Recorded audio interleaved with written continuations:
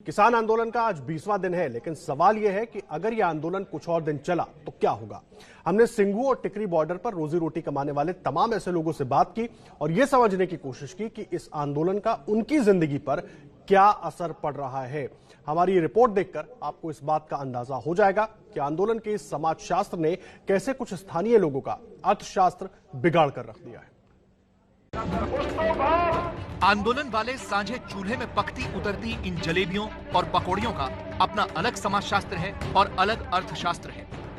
उम्मीदों की चाशनी लपेट कर निकली इन जलेबियों में एक अलग सी मिठास भी है और आस है। लेकिन किसान आंदोलन वाली इन कढ़ाइयों से कुछ ही दूरी पर कुछ ऐसी भी कढ़ाइयां मौजूद हैं जिनके चूल्हे की आंच इन दिनों मध्यम ही नजर आती है।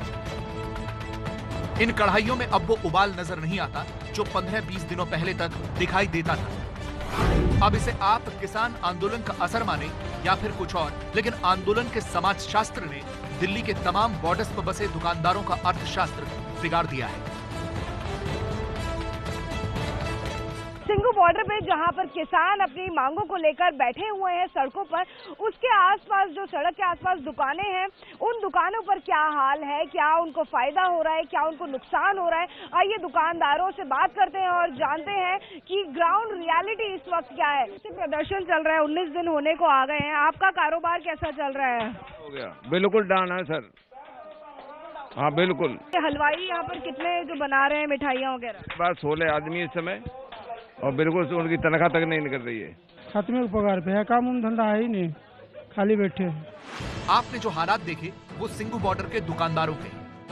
हम टीकरी बॉर्डर पर भी कई दुकानों में गए, दुकानदारों से बात की और समझने की कोशिश की कि आंदोलन का असर उन पर क्या पड़ा। जरा वो भी देखिए। यहाँ पर मैं मौजूद हूँ एक ढाबे के अंदर जो कि काफी ज्यादा चलता था, क्योंकि ये मुख्य रास्ते पे मुख्य रोड पर स्थित था। लेकिन आप देख सकते हैं कि ये इस समय पूरा खाली पड़ा है। ढाबा तो खुला है लेकिन उसके अंदर कस्टमर्स नदारद आपको नजर आएंगे। प्रभाव तो बहुत ज्यादा पड़ रहा है, काम दाम सब पीटा पड़ा है, काम बिल्कुल बिना, आधा से भी ज्यादा काम कम हो लिया है। इस ढाबे में काम करने वाले पिंटू बताते हैं कि सुबह से लेकर दोपहर 12 बजे तक 120 रुपए की आमदनी हुई है। अब जो इन्हीं की वजह से है वो काम अभी कम चल रहा है। एक सुबह के दुकान खुले 9 बजे, अब आया 120 रुपए की दुकानदारी करें।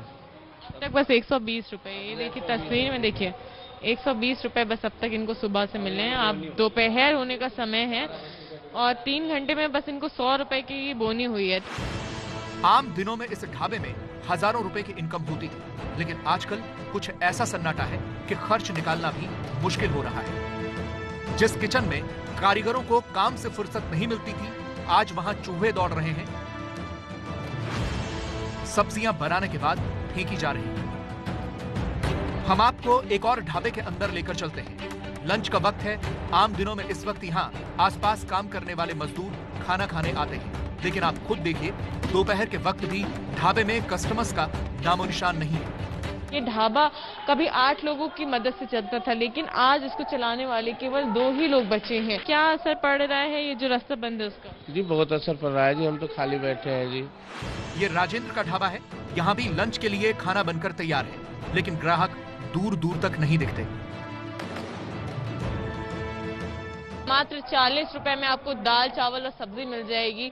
25 रुपए में आपको नाश्ता मिल जाएगा। 3 सब्जियां 40 रुपए में मिल जाएंगी। लेकिन सुबह से इन्होंने तैयारियां कर ली हैं, धूप बत्ती यहाँ पर जला ली है और खाना तैयार है। अलग अलग तरह का खाना देखिए, दाल बनाई हुई है इन्होंने, जो है दही रखा हुआ है, सब्जी भी यहाँ पर तैयार है, आलू मटर की सब्जी यहाँ पर बनी हुई है। तो सारी सब्जियां तैयार है। इंतजार है तो ग्राहकों का। पिछले 20 दिन से कोई बिक्री हो रही है? अरे नहीं हो रही है, 20 दिन से नुकसान हो रहा है, बिक्री नहीं हो रही है कोई भी। कितने की बोनी हुई है सुबह? अरे सुबह से 400-500 रुपए बिक्री किए और क्या किया। बंगाली ढाबे वाले भरत भी ढाबे के बाहर कुर्सी लगाकर बैठे हैं। कहते हैं कि आजकल कमाई चौथाई भी नहीं बची। कोई भी कस्टमर नहीं आ रहा। देखो अंदर में सारे खाली है, कोई भी एक भी लोग नहीं है, कोई भी सामान बिकता नहीं है। जहां भी जाइए ढाबे की शक्ल दूसरी होगी, लेकिन कहानी एक ही है। टीकरी बॉर्डर पर फल की रेहड़ी लगाने वाले अरुणेश बताते हैं कि 10-12 लोगों का परिवार है, लेकिन आजकल कमाई तो छोड़िए, खर्च निकालना भी मुश्किल है।